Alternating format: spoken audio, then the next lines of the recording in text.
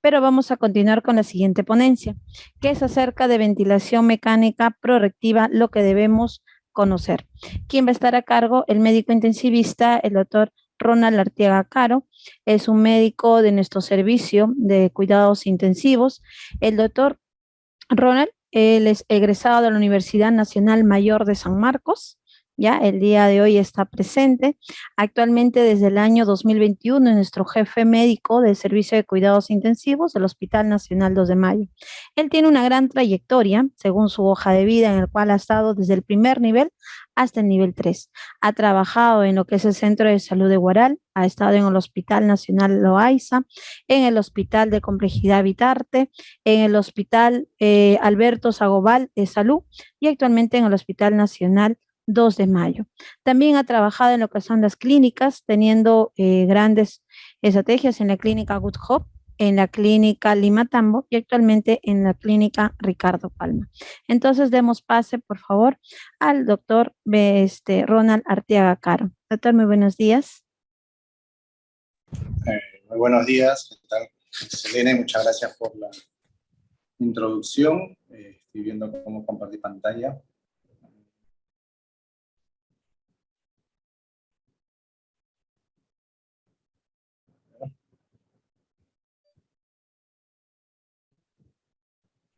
¿Se ve mi pantalla ya? Sí, se está notando. Ahí está, doctor. Ya se observa. Bueno, agradeciendo la introducción de CEO Selene, vamos a desarrollar un tema que...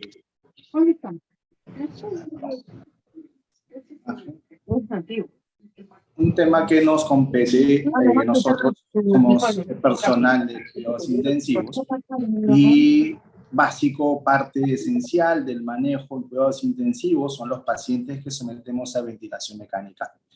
Veo que justamente no tenemos muchos temas sobre ventilación y bueno, me tuve la libertad de tratar de hacer un poco amplia, un poquito extensiva la exposición para darnos una idea global de lo que es la ventilación mecánica, porque este tema, que es ventilación mecánica protectiva, incluye muchos conceptos que no son de ahora, son muy antiguos. ¿Ya? Veremos rápidamente una agenda que vamos a desarrollar en el transcurso del día. Y bueno, justamente los antecedentes, hablemos sobre esta ventilación mecánica. Ha sido diseñado el ventilador mecánico como un dispositivo, como una máquina que nos permite salvar vidas.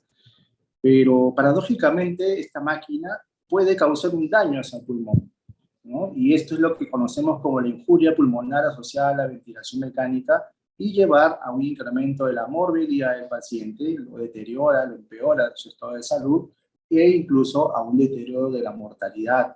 Pacientes pueden morir por esta afectación pulmonar que sufren. Entonces, cuando hablamos de este término, ventilación mecánica protectiva, nos estamos refiriendo a una estrategia o un conjunto de estrategias que son diseñadas para limitar esta injuria pulmonar que induce el ventilador mecánico en nuestros pacientes. Entonces, nos haremos la pregunta, que para empezar, ¿no? ¿Qué es un ventilador mecánico? Y esto ha pasado por una historia bastante larga. Acá veamos, por ejemplo, estos dispositivos del siglo XVIII, ¿no? Estos fuelles con los cuales insuflaban a manera de ambú a los pacientes estos especie de laringoscopios, que más parece un espéculo, a través del cual, miren, introducían un tubo endotraqueal y los dispositivos por el cual introducían medicación a través del tubo, ¿no? Son dispositivos de 1700 a 1800, en donde lo que vemos acá es que a través de un tubo insuflaban aire, es decir, una ventilación a presión positiva. Sin embargo, comenzaron a ocurrir una serie de eventos adversos, fallecimientos en estos tipos de pacientes que eran manejados de esta manera, y se comenzó a pensar en que por qué no mejor ventilar al paciente como ventilamos nosotros, con presión negativa. Y comenzaron a idear máquinas a presión negativa, como vemos en esta señorita que está acá en esta máquina, que era una máquina completamente hermética, que tenía una super jeringa que al mover ese émbolo causaba un vacío alrededor de la paciente que al succionar producía una movilización del tórax del paciente y por consiguiente un ingreso de aire. Eran máquinas a presión negativa que se estaban inventando en 1800.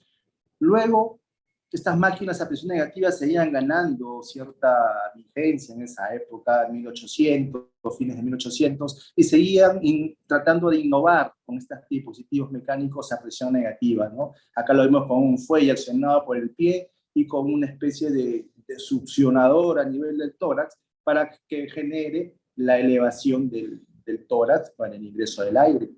Pero ya se comienza a desarrollar la tecnología. Miren, hay unas cajas mucho más que cubrían a todo el paciente y solo dejaban la cabeza por fuera, y un dispositivo que permitía visualizar, colocado sobre el pecho, permitía visualizar los movimientos de la caja torácica a medida que activaban el fuelle de manera manual. Pero ya la ciencia iba avanzando, y para inicios del siglo pasado, para 1900, se desarrollaron estas máquinas, ¿no? Las Emerson son unas máquinas a presión negativa, ya funcionaban con electricidad, y que eran, miren, como ven, metálicas, y por eso se le llamaban los Iron Lung o pulmones de acero. Acá vemos una foto, este es un museo, acá vemos una foto que la vamos a agrandar acá, que se hizo famoso porque en el año 52 se desarrolló, a ver, un audio por ahí que interrumpe. En el año 52 se desarrolló una epidemia, así como hemos tenido esta epidemia o esta pandemia mucho más grave del COVID-19. En el año 52 se desarrolló una epidemia de poliomielitis en Dinamarca. En el hospital de Copenhague, el hospital de Blekland, se vio desbordado por la cantidad de pacientes que llegaban con el polio vulvar, con la afectación del tronco cerebral, en las cuales producía parálisis muscular. Y estos pacientes comenzaron a usar esos llamados pulmones de acero, y miren la gran cantidad de pacientes, ¿no?, que nos recuerdan a nuestra época del COVID-19, en los cuales los pacientes se encontraban hacinados, ¿no? Acá miren cómo todos lo ventilaban con estos ventiladores a presión negativa, los llamados Iron Lung. Sin embargo, no protegía la vía aérea. Mira, la cabeza estaba libre y el paciente a veces no deglutía bien, la saliva se aspiraba y terminaban falleciendo la gran cantidad de pacientes. Más del 80% de los pacientes que eran ayudados a respirar con estos dispositivos mecánicos fallecían. Entonces, acá el doctor Ibsen, este médico anestesiólogo danés, había sido formado en Estados Unidos, en el hospital de Massachusetts, de Boston. Él ideó un plan, una estrategia, y esta estrategia fue utilizar a los estudiantes de medicina y a los estudiantes de odontología a que no le demos presión negativa con esas máquinas metálicas, sino que les demos asistencia a presión positiva con estos dispositivos. Miren, recordemos, parecen nuestros ambús actuales, ¿no? Le hacían traqueostomías al paciente, bueno, acá no se le puede visualizar, y manualmente los estudiantes asistían mecánicamente a los pacientes. Eran turnos de 4 o 6 horas durante semanas y meses que duraba la asistencia ventilatoria a estos pacientes hasta que en algún momento podían salir de la respiración. Pero lo notable fue la reducción de la mortalidad. En los pulmones de acero, más del 80% de los pacientes fallecían, y con esta técnica manual a presión positiva se disminuyó la mortalidad a menos del 40%. Entonces, esto generó una idea. Hablamos de la década de 50 del siglo pasado. Bueno, acá el dispositivo mecánico se parece mucho a nuestro respirador manual, nuestro llamado, entre comillas, Ambu, la marca Ambu, tan famosa, a los que saben hacer. Entonces, esta idea, este cambio que generó un efecto beneficioso, que era disminuir mortalidad, llevó al desarrollo de ventiladores mecánicos a presión positiva modernos. Bueno, los modernos, los iniciales no eran tan modernos. Miren, no sé si algunas de ustedes habrán conocido el PR2, yo lo manejé en un momento en la clínica Montefiori, me acuerdo, lo vi en vivo en un paciente, tuve que manejarlo. El BIRMAR. Estos ventiladores no requerían corriente eléctrica, eran ventiladores que funcionaban solamente con la fuerza de la potencia que tenía el aire comprimido, bueno, el oxígeno comprimido, y eran ventiladores neumáticos, ¿ya? El BIRMAR, por ejemplo. Ya la tecnología va avanzando, desarrolla también el ventilador el MA1 más 1, el M1, luego el MA2 más 2, ventiladores que, como ven ahí, tienen perillas, ¿no? Ni siquiera botones, como son los actuales que ya tenemos acá, por ejemplo, un Hamilton 65, que fue ventilador bandera durante muchos años acá en nuestro servicio, ¿no? Y ventiladores mucho más modernos de última generación que actualmente ya circulan en la mayoría de los hospitales de nuestro país. Entonces, más o menos esto ha sido el desarrollo de la historia de la ventilación mecánica. Pero ahora, con estos equipos que se fueron aparecieron también problemas en el paciente al darles asistencia ventilatoria con presión positiva. En 1967, un doctor Nash y sus colaboradores describieron una patología que causaba la muerte en sus pacientes que estaban en ventilación mecánica y que llamativamente no se encontraban relacionados con la enfermedad que los llevó a que requieran un ventilador mecánico. Por ejemplo, digamos, un postoperado de abdomen y que finalmente terminaba con afectación pulmonar. Y veían eso, que presentaban una reducción de la distensibilidad, hipoxia, eran difíciles de detectar el ventilador mecánico y frecuentemente fallecían. En ese año 67 lo llamaron el síndrome del pulmón del respirador, o el síndrome del pulmón del ventilador mecánico, ¿no? El respirador se refieren al respirador. Y veían que en la patología, los pulmones de esos pacientes eran pulmones muy pesados, ¿no? Heavy lungs, y la microscopía describían estos pulmones con edema, con exudado, con presentación de membranas, con una gran inflamación a nivel microscópico.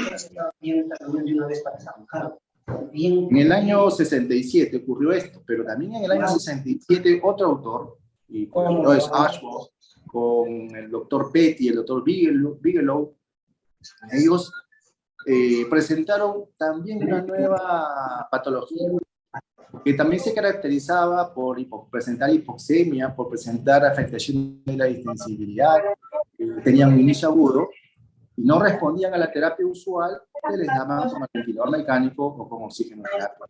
A esta enfermedad le llamaron el síndrome de estrés respiratorio agudo, que es una patología casi patognomónica de cuidados intensivos. A ver, había un audio de una persona, por favor, si lo pueden silenciar. Entonces, esta publicación de Ashworth, que describió por primera vez el distrés como una patología que vamos a tener que manejar y manejamos y que hemos tenido durante estos 2 años de pandemia, inicialmente paradójicamente, no quiso ser reconocida. Recordemos que hace el mismo año se había definido otra patología similar que más parecía, está de acá, el síndrome del pulmón respirador, a lo que nosotros conocemos como el BILI, ¿no? Porque relacionaban como también una afectación pulmonar aparentemente causada por el ventilador. Pero Ashworth describió otra enfermedad, una enfermedad inflamatoria que podía ser de origen netamente primario pulmonar o extrapulmonar, que tenía características similares. Inicialmente no le dejaron publicar en revistas importantes como la New England, fue rechazado y la publicó en esta revista Lancet. Sin embargo, esta patología es quizá una patología muy severa, con imágenes pulmonares aparatosas, como vemos ahí, con infiltrados bilaterales, en parches, y completamente heterogéneos, ¿no? En los pacientes que presentan estrés. En el tiempo de COVID, de estos 2 años que pasamos de pandemia, por ejemplo, acá un caso de un paciente que vimos que un 29 de junio ingresa a la clínica por neumonía COVID con el apoyo con oxígeno por cánula binasal con esa tomografía. Ahí pues, ven unas pequeñas lesiones intersticiales, discretas, este gris claro que se ve por acá, ¿no? Pequeñísimas, uno diría va a ir bien. Era un 29 de junio y entró con cánula binasal. Paciente de renal crónico, tenía uropatía obstructiva. A los 2 días, este paciente ya está con máscara con reservorio, es el 1 de julio de ese año, y las tomografías, miren cómo ha cambiado bastante aparatoso también ese cambio, ¿no? La otra 2 días previos a la tomografía. Tuvo que ser ingresado a ventilación mecánica y tuvo que se tuvo que aplicar las medidas de protección pulmonar que vamos a hablar ahora, ¿no? Porque este paciente, con un pulmón severamente dañado, paciente renal crónico con un valor de creatinina de 3, 64 años, diríamos, y que entró a diálisis incluso, diríamos que pudo haber muerto. Este paciente salió y, bueno, debe estar haciendo sus actividades actualmente. Era congresista, también me acuerdo, este paciente que lo tuvimos en la clínica. Entonces, la estrategia entonces para poder ser exitosos en el manejo es evitar soportar. El ventilador mecánico no soporta al paciente con una respiración artificial, pero a la vez debemos evitar de que se produzca esto, que el ventilador no le cause un daño. Y para ello necesitamos conocer una serie de conceptos.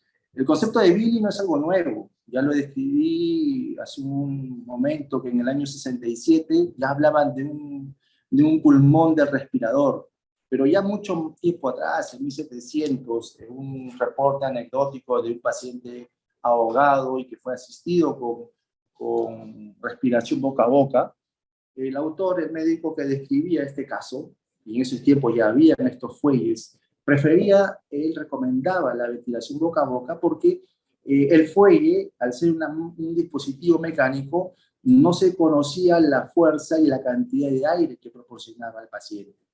En cambio, la respiración boca a boca, el aire dado de un pulmón de una persona a otro pulmón, iba a darle, decía su forma de describir, una respiración más segura.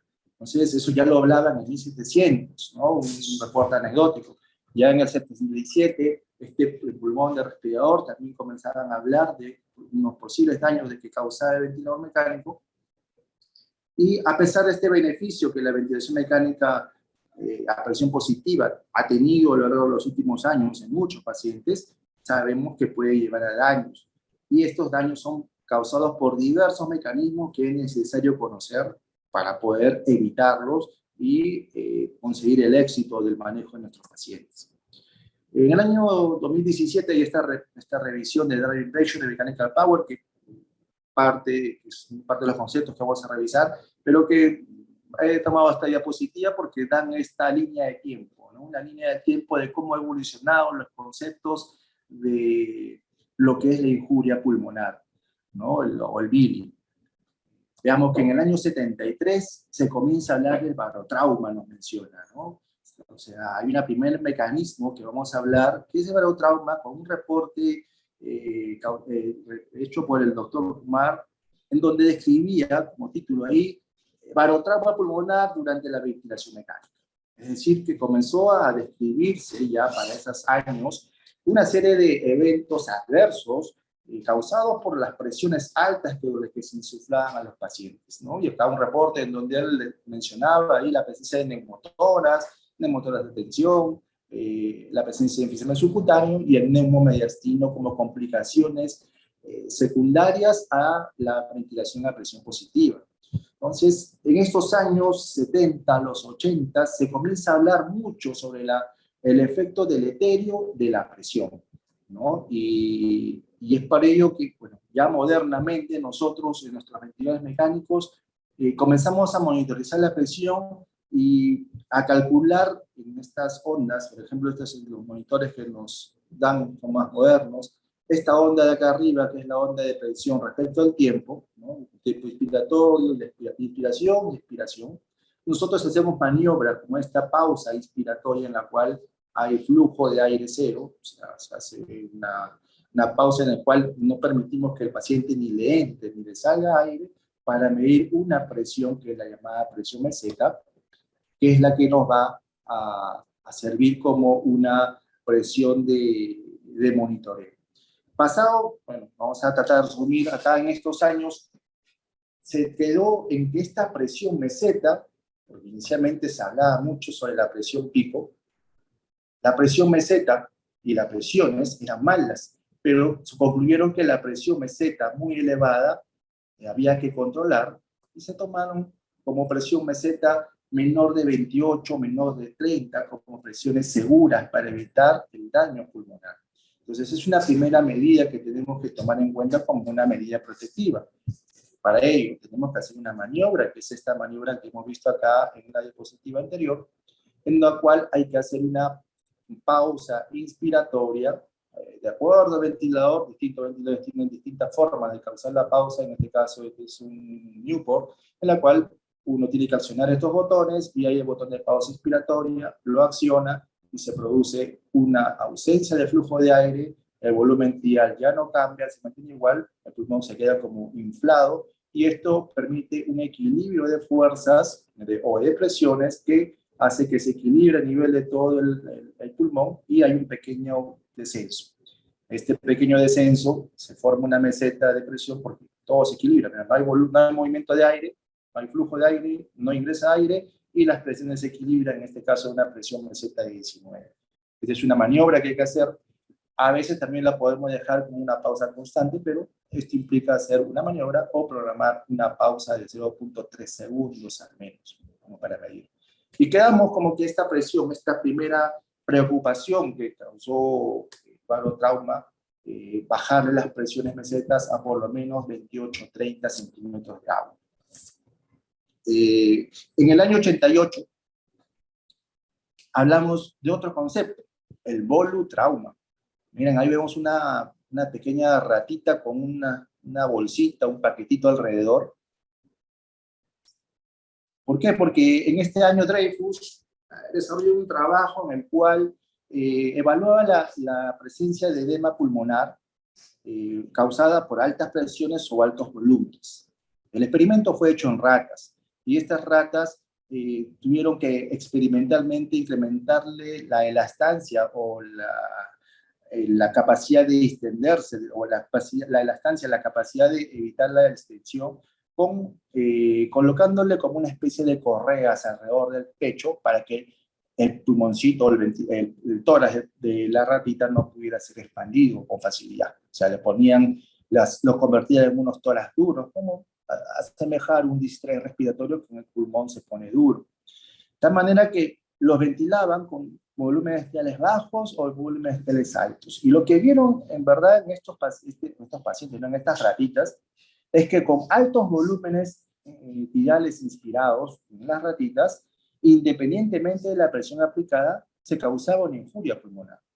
Porque a las ratitas le ventilaban con volúmenes estiales bajos y altas presiones y no veían infuria pulmonar, a diferencia de que cuando los ventilaban con volúmenes estiales altos y altas presiones o bajas presiones. Cuando eran volúmenes estiales altos, se causaba una infuria pulmonar que la evidenciaban a través del edema pulmonar en la microscopía que realizaban ellos, ¿no? Entonces acá, a partir de Dreyfus y este trabajo, el año 88, comienzan a hablarse sobre que ya no solamente parece que es la presión la que causa daño, también es el volumen tibial que nos puede causar un daño pulmonar.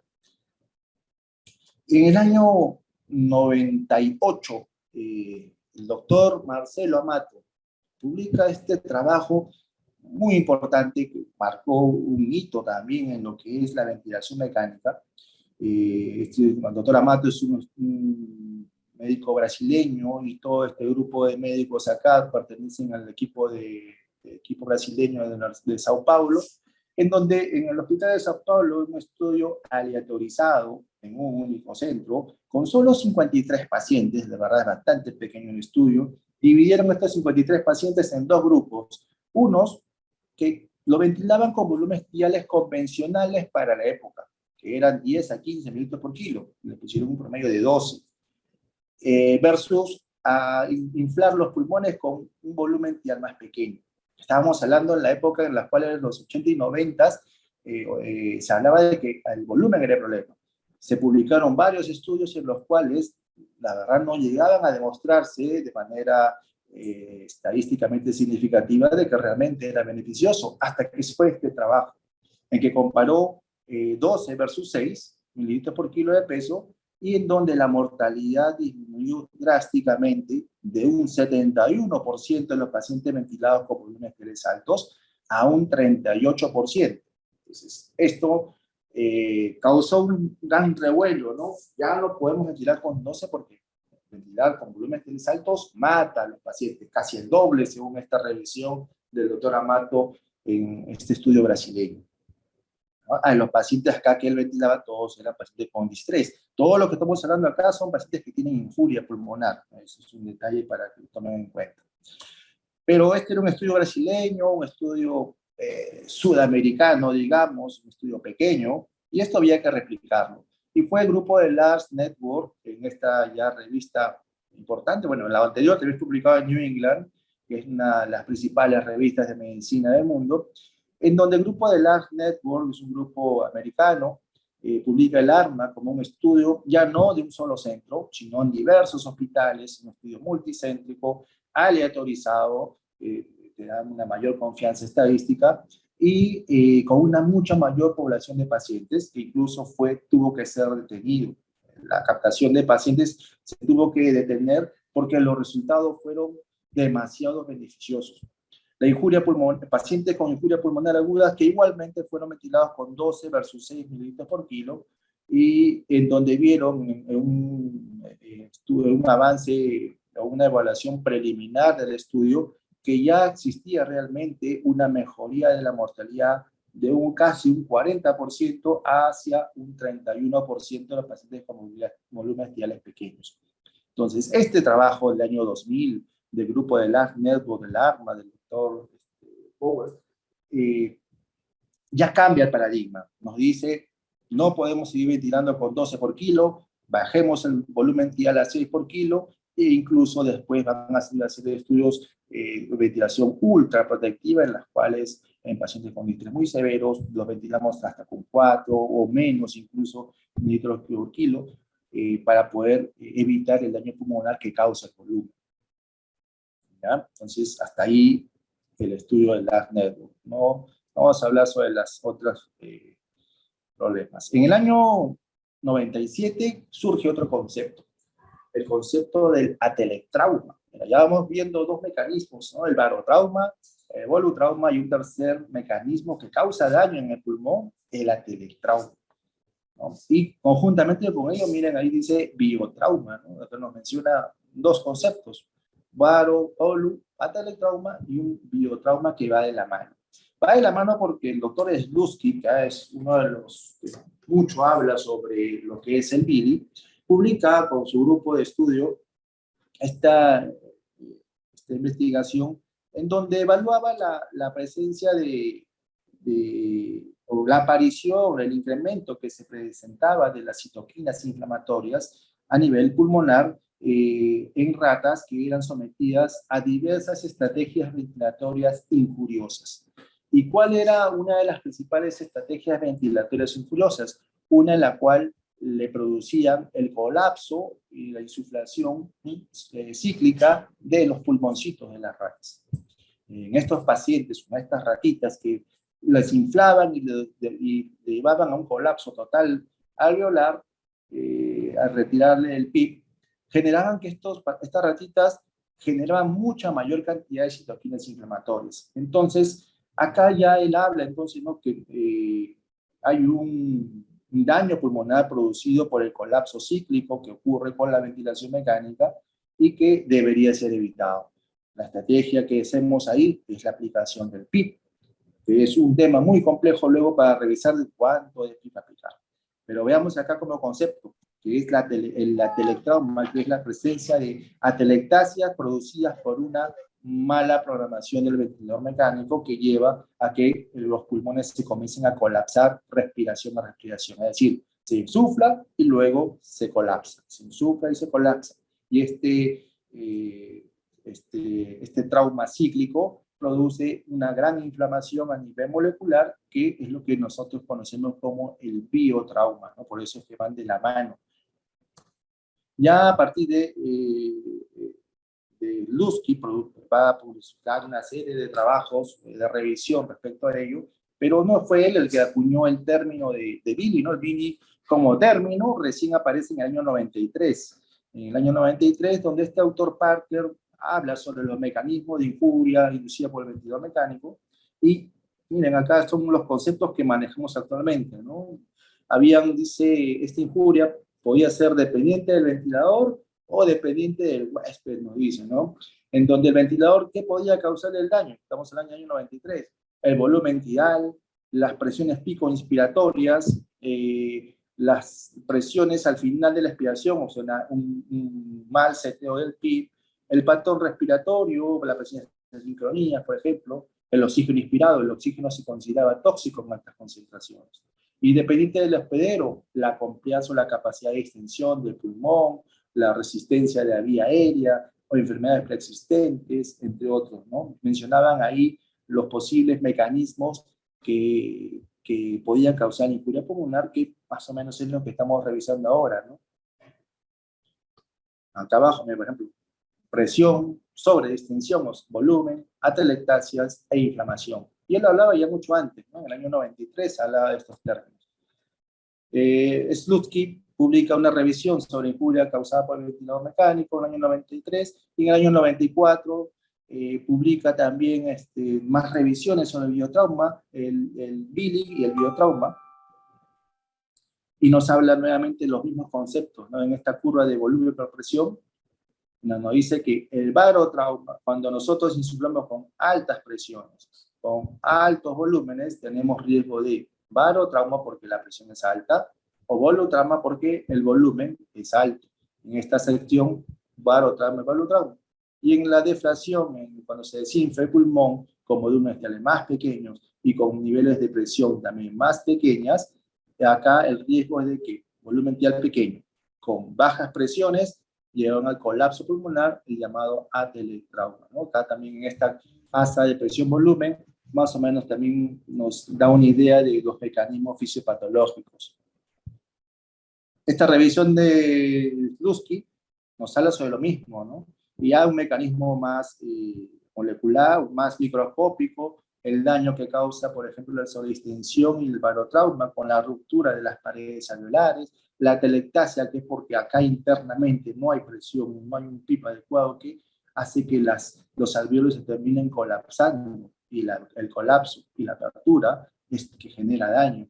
Acá a nivel alveolar vemos que la disrupción que ocurre a nivel del epitelio, todo se inflama y se daña y se destruye, la ausencia de hemocitos tipo 2 que lleva a una ausencia o disfunción del surfactante que nos permite mantener patente, abierto siempre los alveolos, la formación de estas membranas hialinas como parte del proceso inflamatorio. Acá es una membrana hialina en naranja, porque todo esto debe estar lleno de aire, y el aire pasar hacia acá, ¿no? El oxígeno debe pasar hacia la sangre para poder producir el adecuado intercambio del CO2 hacia el alveolo. Pero si hay una membrana que obstruye, este pasaje se afecta, y por eso es que el paciente sufre de hipoxia y sufre de hipercapnia, porque no pasa, no hay el adecuado intercambio de oxígeno y CO2 a nivel del alveolo. Y a nivel molecular, o sea, hablamos de biotrauma, miren, esta inflamación produce un reclutamiento de células inflamatorias con los polimorfos nucleares y liberación de una serie de interleuquinas, 1, la interleuquina 6, factor de expresión tumoral alfa, que son proteínas inflamatorias, y que en el camino, este pulmón que está siendo una víctima del ventilador mecánico, al producirse una gran liberación de mediadores inflamatorios y luego difundirse también hacia la sangre, nos va a llevar a efectos sistémicos, ¿no? Nos puede producir efectos sistémicos la misma liberación de estos mediadores químicos, que nos pueden llevar a una disfunción multiorgánica y la muerte. Entonces, el pulmón que se fue dañado por el ventilador mecánico y fue una víctima, termina luego siendo un victimario y comienza a dañar otros órganos a distancia, producto del proceso inflamatorio. Y siguiendo con esta línea del tiempo, miren, hemos hablado de barotrauma, hemos hablado del volutrauma, del atelectrauma y biotrauma, y acá nos dice que el ergotrauma, pero acá se han salteado algo, acá falta un punto. En el año 2016 se habla de un concepto nuevo, el ergotrauma, nos dice. Entonces, vamos a tratar de desarrollarlo, pero antes de eso hagamos un paréntesis, porque eso fue en el 2016. En el año 2015 aparece este trabajo, el Darwin Pressure y sobrevivencia en el distrés. Nuevamente el doctor Amato, el médico brasileño que les mencioné hace un rato, sudamericano, y que a veces no le dan la relevancia en algunas escuelas, la escuela italiana de Gattinoni, ¿no? A veces como que pareciera que no le quiere dar el valor que tiene el doctor Amato, pero publica este estudio, el Darwin Pressure, como un nuevo concepto. El Darwin Pressure se refiere a una relación de presión, es una diferencial de presión, la presión de conducción, o digamos la presión que infla, la diferencial de presiones que genera la inflación de los pulmones. Y esta driving pressure tiene una relación con el volumen ventilado. Si yo genero una presión, una fuerza para inflar el pulmón, voy a generar un cambio de volumen, ¿no? Eso es lo lógico. Pero acá la diferencia en este concepto es que este cambio de presión que yo estoy generando para inflar los pulmones, si bien es cierto, va a originar un cambio de volumen, un volumen inicial en el pulmón, pero en relación a la confianza o a la capacidad de distender que tiene el pulmón. Entonces, esa es la relación de driving pressure. Driving pressure relaciona entonces lo que conocemos acá como el estrés, ¿no? El estrés y el strain, que es esta situación, ¿no? El estrés y el strain. Lo que es el estrés, que es la presión, y el strain se refiere a un concepto que se refiere al cambio, la modificación o a la deformación. Si vemos la fórmula de la compliance que está acá, la compliance específicamente como fórmula que nosotros usamos en cuidados intensivos es la relación del volumen ideal entre la presión meseta menos el PIB total. Nosotros lo calculamos esto en los pacientes de ventilación mecánica. Y si esta fórmula la reemplazamos acá arriba, entonces resulta en que volumen con volumen se suprimen y el driving pressure queda simplemente como una diferencial de presiones. Al final, mira, la fórmula es bastante fácil. ¿Recuerda la curva de presión que hicimos hace un rato? Donde medíamos la presión meseta con una pausa inspiratoria y abajo hay una línea de base que es el PIB. Entonces, es bastante sencillo la medición, que acá la vemos, ¿no?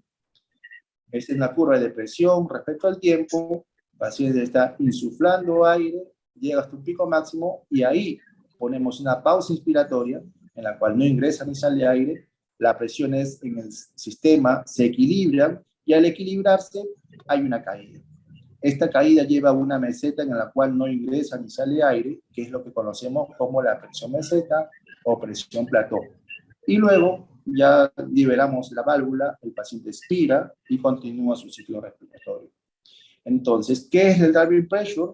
El driving pressure viene a ser la diferencial de esta presión meseta que nosotros tenemos, que hemos medido, que hemos calculado, respecto a este PIB, que es el PIB de base que tenemos. Bastante sencilla, la verdad, la maniobra. Entonces, ¿qué es lo que desarrolló Amato? En este estudio de Amato, que es un estudio vital y en el servicio lo usamos bastante, es un concepto nuevo en cuanto a lo que es protección pulmonar. Y estas gráficas que parecen un poco complicadas, se van a referir a la presencia de la aplicación de PIB, y esto de acá arriba es la presión pico, ¿ya? Recuerda que la presión meseta, la presión de arriba, esta superior, es la presión meseta, y esta de acá es la presión PIB, ¿ya? El PIB. Entonces, acá hay tres situaciones. Agruparon los pacientes en tres grupos. En un primer grupo, este paciente, o este grupo de pacientes, mantenían el PIB de manera fija, no lo movilizaban, que se quede acá como el ejemplo en 10, 10, 10, 10, 10, 10. El driving pressure es la diferencial entre la presión meseta y el PIB, iba siendo incrementado progresivamente. De manera que acá estaba en 20, 25, 28, 30, 35. Entonces el driving pressure, el PIB se mantenía estándar, pero la presión meseta era elevada progresivamente, y esto le causaba que el driving pressure, que acá lo vemos, el driving pressure, ¿no? La diferencial entre la meseta y la PIB, se elevaba bastante. Y esto, en la curva de abajo, esta curva de abajo es la relación de mortalidad, riesgo relativo de muerte en el hospitalario. Entonces, esta curva es de mortalidad. Y miren cómo la curva de mortalidad elevaba, ¿no? Tenía tendencia a elevarse a medida que nosotros le damos la meseta y elevamos el driving pressure. Este driving pressure de acá es mucho más grande que el driving pressure que tenía al inicio. Y esto generaba un incremento de mortalidad. En el segundo caso, acá lo que hicieron fue elevar tanto el PIB, hay que elevar el PIB, dijeron, pero también elevar la meseta. ¿Cuál es el objetivo? Hay que mantener el driving pressure constante, ¿no? Pero le elevo el PIB, le elevo la meseta y a ver qué pasa. ¿Y qué pasaba en estos pacientes? La verdad, no había mayor modificación en la mortalidad.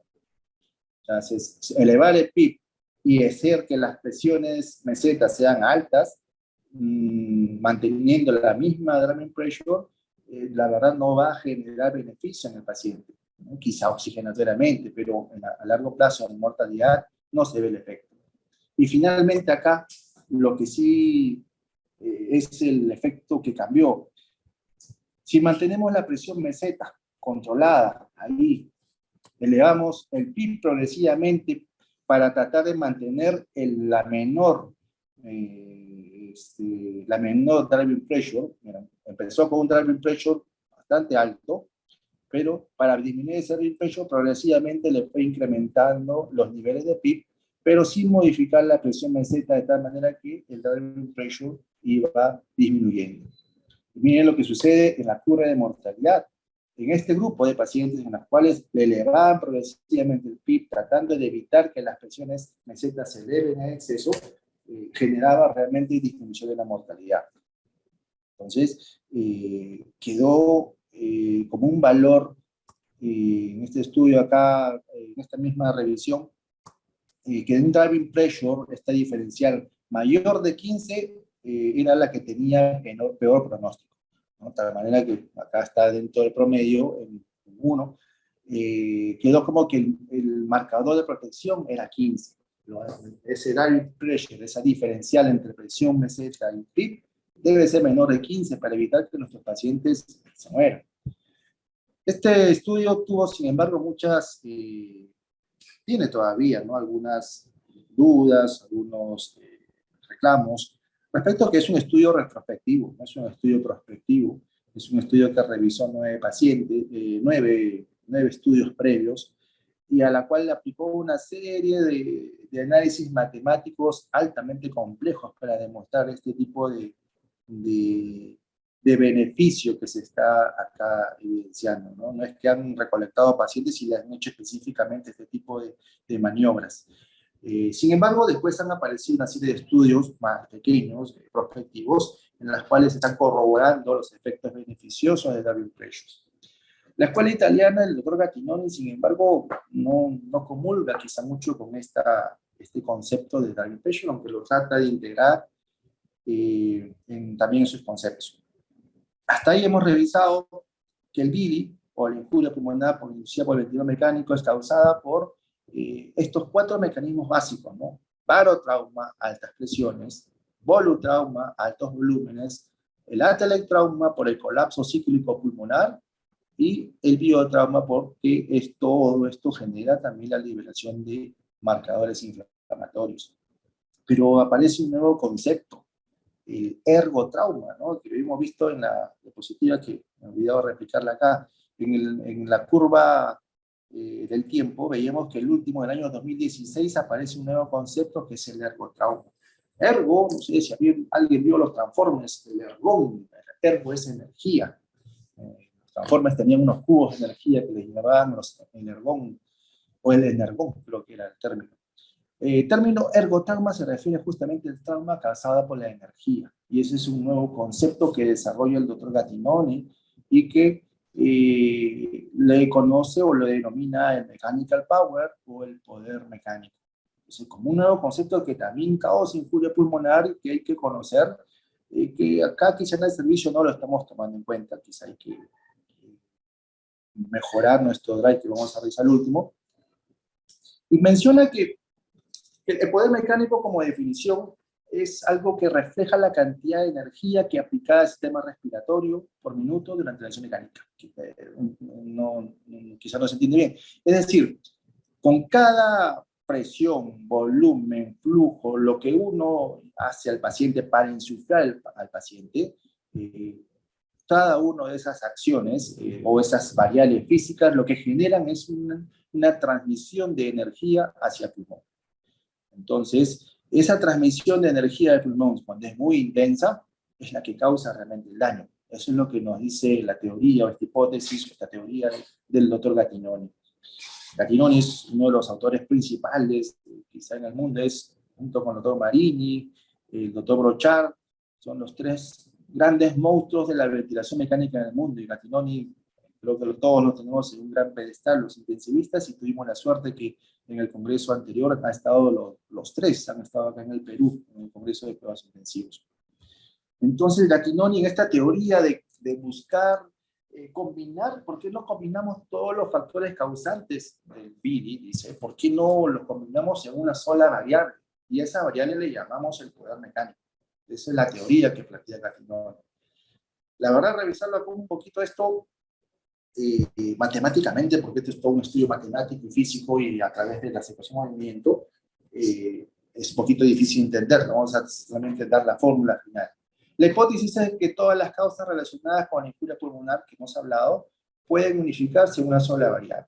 ¿Cuáles son esas variables que causan daño? El volumen ideal, el Darwin pressure, lo que me cuenta el Darwin pressure que ya había sido demostrado recientemente, el flujo, el PIB y la frecuencia respiratoria. Estas 5 variables que causan un daño van a ser incluidas en su fórmula.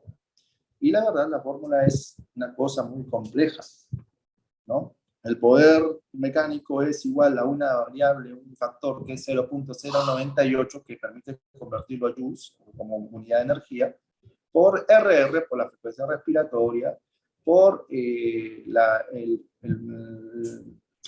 volumen, por la mitad de la estancia, más frecuencia respiratoria, 1 más IE. Bueno, mira, si ven toda esa fórmula, uno la ve y se desanima a aplicarla, ¿no? Esta primera parte de la fórmula se refiere al componente elástico del pulmón, el componente resistivo y el PIB. A todos les sumaba, les explicaba por volumen. Porque, ¿cuáles son las cosas que concluye que causan energía? Las presiones, todas estas son presiones PIB, presión resistiva, presión elástica, todas multiplicadas por el volumen al cuadrado, porque ya tiene volumen, y todas en el tiempo, porque la frecuencia respiratoria, ¿no? Toda esta unidad de poder mecánico está relacionada en el tiempo en un minuto. ¿Cuánto daño causa la respiración en un minuto? La ventilación mecánica en un minuto. Esa es la forma de medir la energía. Entonces, esta fórmula la vemos ahí y la verdad nadie la va a aplicar porque el cálculo es bastante difícil. Analizar o ir atrás de cómo calculó esta fórmula es bastante compleja en la revisión del doctor Gattinoni. No permite su uso rutinario en la práctica clínica, ¿no? Porque nadie tiene una forma de calcular, es bien engorroso.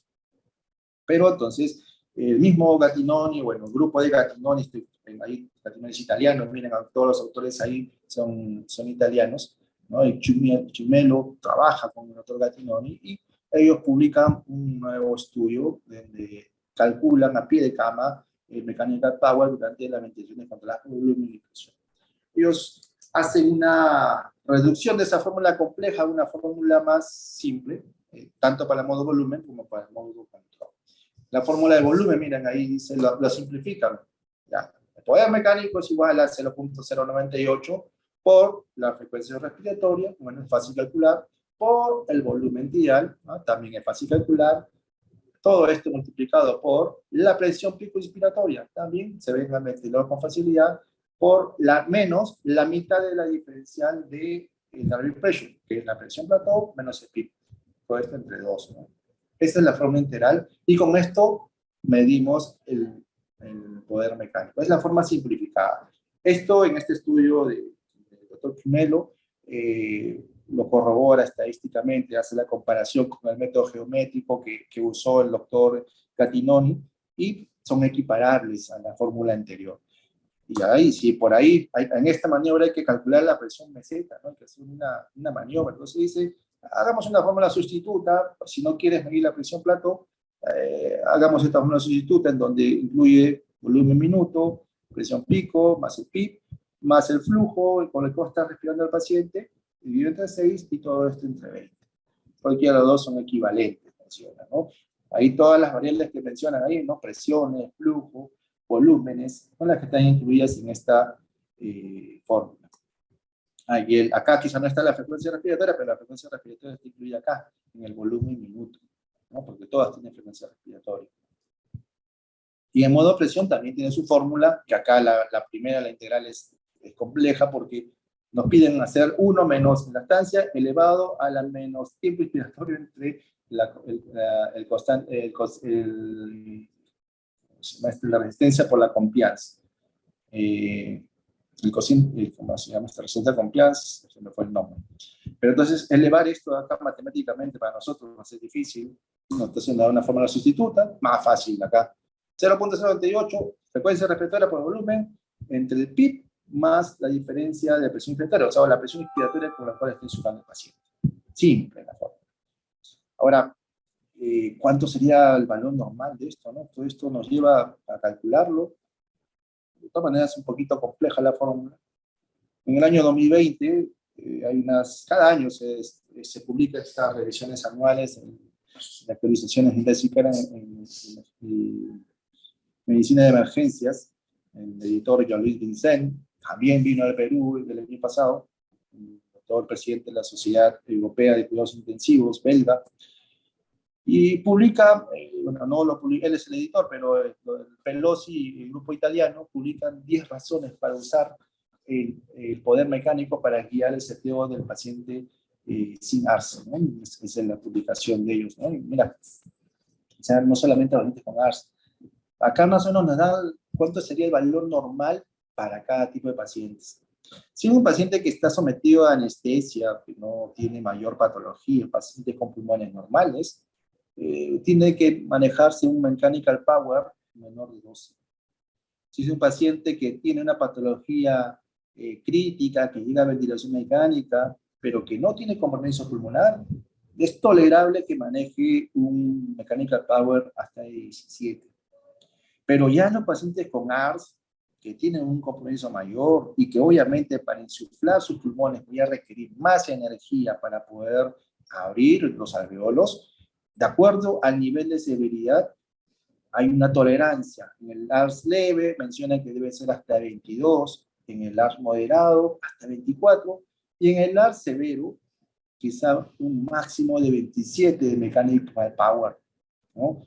Más de eso, ya no. Y si tienes ya 27 más 28 de mechanical power, este paciente ya debería ser tributario de asistencia con ECMO, es decir, darle oxigenación a través de un dispositivo venoso arterial para poder ayudarlo a respirar, porque sus pulmones ya no dan, ¿no? Y esto le está causando más energía, va a causar más daño y va a terminar muriendo el paciente. Mejor en darle reposo ventilatorio y asistirlo oxigenatoriamente con ECMO.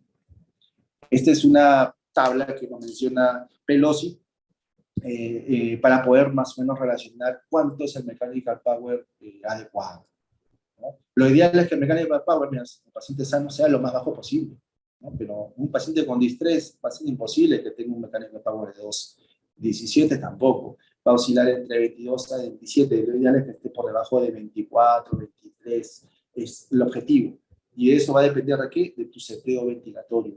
Porque si se dan cuenta, aquí influyen en la fórmula: volúmenes, presiones, frecuencia respiratoria que antes no tomábamos en cuenta. A un paciente lo ventila con frecuencias más altas, más mechanical power. Más volúmenes diales, más mechanical power. Más presión, más mechanical power. Entonces, tu seteo ventilatorio tienes que tomar en cuenta esta variable, que es lo que está proponiéndose ahora en el mundo con Patinoni, ¿no? Entonces, resumiendo, ya hemos visto los conceptos teóricos, la estrategia biomecánica nos lleva a que queremos insuflar a los pacientes con volúmenes diales bajos, 6 mililitros por kilo o menos en los pacientes con distrés. Y en los pacientes que no tienen patología pulmonar es la gran duda.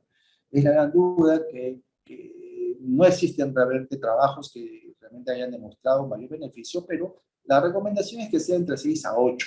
Tampoco ventilarlos con los 10, 12 o 15. De preferentemente se debe manejar una ventilación protectiva en todos los pacientes, aunque no está demostrado realmente un gran beneficio en los pacientes sin patología pulmonar. En los pacientes, cuanto a lo que es las presiones, la presión que debemos controlar es la presión meseta. 30 fue lo que se estaba diciendo clásicamente, menos de 28, idealmente menos de 25. La menor posible. Entonces, la otra estrategia es, cuando tú ventilas a tu paciente, presiones bajas. Niveles de PIB adecuado, que no hemos hablado del tema, porque el cálculo del nivel de PIB adecuado es también una revisión muy compleja para ver cuánto es el PIB ideal, cómo calcular ese PIB ideal, y ese es hasta entre comillas, un arte que entre cada médico varía, que es el que va a generar muchas veces el pronóstico, mejorar el pronóstico del paciente. Pero el PIB adecuado nos permite evitar el trauma, ¿no? Entonces, ahí, volutrauma lo evitamos con medios bajos, el barotrauma con presiones mesetas bajas, el atelectrauma con niveles adecuados de PIB, de acuerdo a la patología que tenga el paciente, y las driving pressure, las presiones de conducción menores de 15, y menores de 15 no significa 15, significa que esté por debajo de 15, que esté en 13, que esté en 12, que esté en 10. La menor presión que genere una adecuada ventilación o una ventilación óptima en el paciente, pero no 15, lo ideal es que esté por debajo de 15. Y finalmente, como el último concepto que estamos hablando, bajos niveles de poder mecánico. El valor normal, 15, 12, 17, no aplica para el paciente con distrés, quizá alrededor de 20, 22, por debajo de 27 en los pacientes con distrés severo. Ese es el objetivo para evitar mayor daño, porque la energía que aplicamos al pulmón causa daño, es lo que nos dice el doctor Gatinor. Y entonces esto como concepto teórico, ¿no? Pero ahora, ¿qué hacemos en la práctica? Y es que hacemos esto, miren, acá dos pacientes de la misma talla aproximada, pero ¿cuánto pesará esta paciente gordito o gordita? No identifico, bueno, creo que es gordita. ¿Cuánto pesará ella? O sea, digamos sus 100 kilos o más, y esta paciente que se le ve más delgada, que pese sus 60 kilos. Cuando hablamos de militos por kilo, no estamos hablando respecto a este peso que tiene el paciente, porque miren sus pulmones. El pulmón de esta gordita respecto al pulmón de esta flaquita. No, los pulmones en volúmenes son similares. Por el hecho yo de ser más pesado, tener más kilos, no significa que mi pulmón va a crecer. Más bien mi pulmón para inflar tiene ahora un problema que la caja torácica alrededor está incrementada en su musculatura y más bien dificulta que mis pulmones insuflen. El abdomen, un abdomen prominente, empuja también hacia arriba y también dificulta que estos pulmones se ventilen con mayor facilidad, a diferencia del paciente delgado que no tiene mucha masa muscular o una dificultad, digamos, de la caja torácica que impida la expansión, ni tampoco un abdomen o una presión intraabdominal que genere obstáculos a la expansión de los pulmones, ¿no? Porque el diafragma tiene que bajar hacia el abdomen. Entonces, cuando hablamos de mililitros por kilo, tenemos que aplicar que ese peso es el peso ajustado a la talla. No es el peso real del paciente, y por eso hay esas dos fórmulas que ven ahí, que son bastante sencillas, donde necesitamos la talla del paciente menos 152.4 multiplicado por 0.91, y en el caso de hombres le sumamos 50, en el caso de mujeres le sumamos 45.5.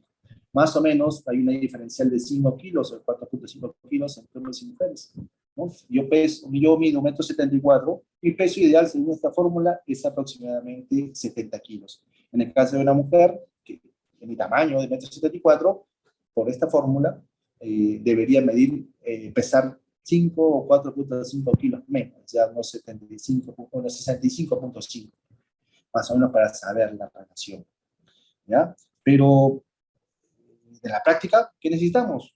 Y algo que tenemos en el servicio, me encargué de comprar y dejar 2 en cada unidad, las winch. Hay que medir al paciente, no es la medición al ojo, ¿no? Me parece que es 1,60 m. Tienen que tallar. Al ingreso, los pacientes, mis residentes les digo que tienen que tallar a los pacientes. ¿Por qué? Porque la programación del ventilador mecánico depende de la talla que tiene el paciente. Esto que estamos hablando, que de todo lo que hemos hablado, el volumen tibial es quizás lo que más ha demostrado disminución de mortalidad, y tenemos que ese volumen tibial es ajustado a la talla real, y esa talla real requiere una medición real del paciente. Es un trabajo más que hay que hacer, hay que hacerlo, hay que medirlo el paciente. Y tenemos las winchas que hemos dejado en el servicio para la medición. Háganlo. Luego tenemos las mediciones que hacemos en los pacientes, ¿no? Miren, por acá tenemos un monitoreo que hay que hacer en el paciente. Acá son ventiladores Newport. Ya les he mostrado esta diapositiva en la cual al paciente le aplicamos maniobras para calcular la presión meseta, porque de esto vamos a dejarlos en nuestro monitoreo, ¿no? Acá, por ejemplo, a ver, este gráfico de cómo calculamos la presión meseta de un paciente en ventilación espontánea. Acá, perdón, acá, vamos a activarlo. Acá existe un botoncito de maniobras. En este ventilador se activa aquí esta pantallita donde nos dice acá para iniciar maniobra de pausa inspiratoria. El paciente está en modo espontáneo, ¿eh? No está en modo controlado. Pero le vamos a aplicar la pausa inspiratoria porque también es parte del monitoreo. El doctor está conmigo y hace la pausa, se grafica, lo cierra y hace una grabación de la misma, ¿no? Y en el siguiente video,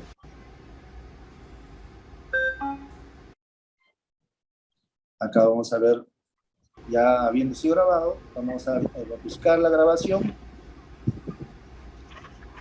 y vemos nuestra pausa inspiratoria en un paciente de respiración espontánea. También sí, tiene un concepto que lo usamos más en el perfil de ventilador, pero también es parte de nuestro Darwin Pressure. Recordemos cuál es el Darwin Pressure que hemos dicho que es la diferencial entre esta presión meseta y el Darwin Pressure, de hecho, en condiciones dinámicas, no solamente es en el paciente que está estáticas.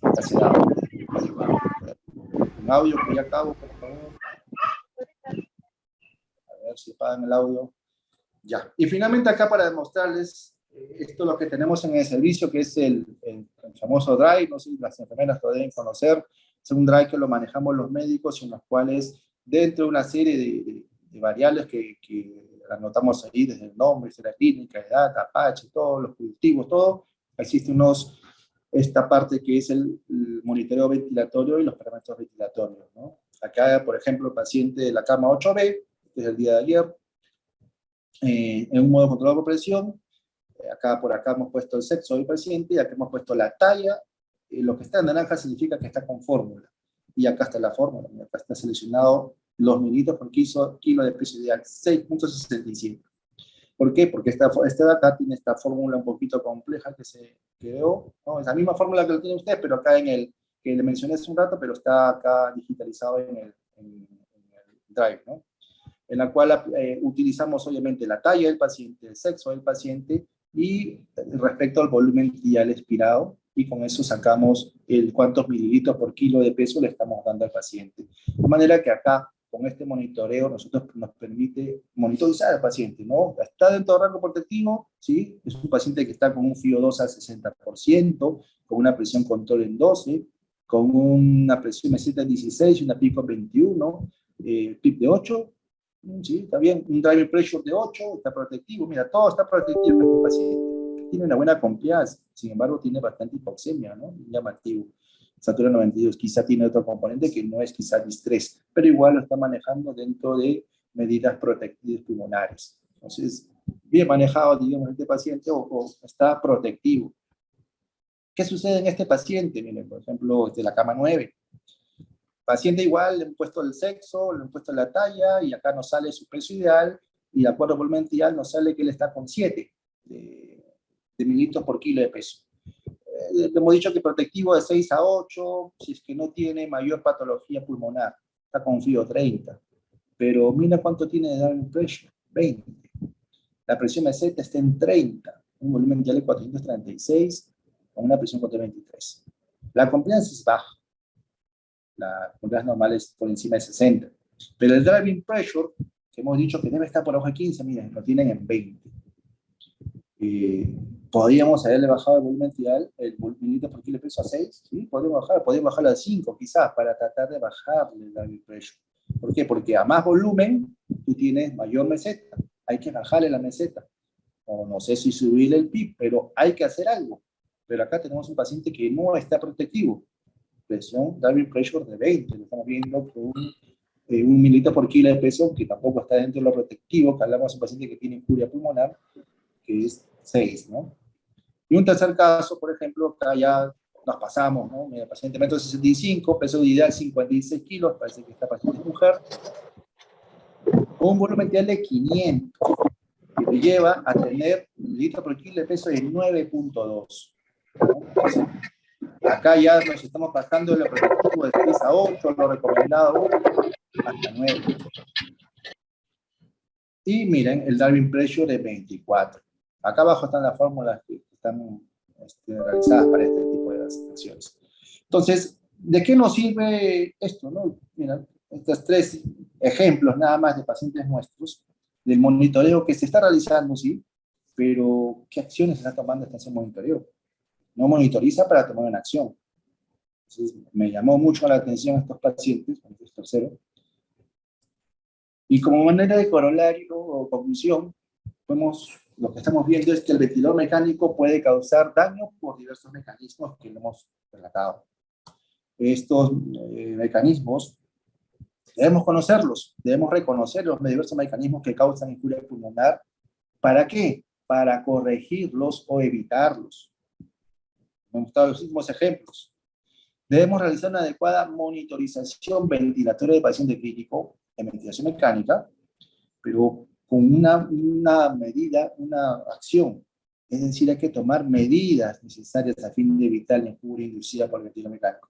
Lo último que les he presentado son dos casos que no están dentro de la ventilación protectiva y que, bueno, habría que tomar medidas. Si uno monitoriza y ve que no está nuestro paciente ventilado con medidas protectivas, uno debe buscar optimizar esas medidas protectivas. Entonces, a mí me llama la atención encontrar esos drive impression de 20.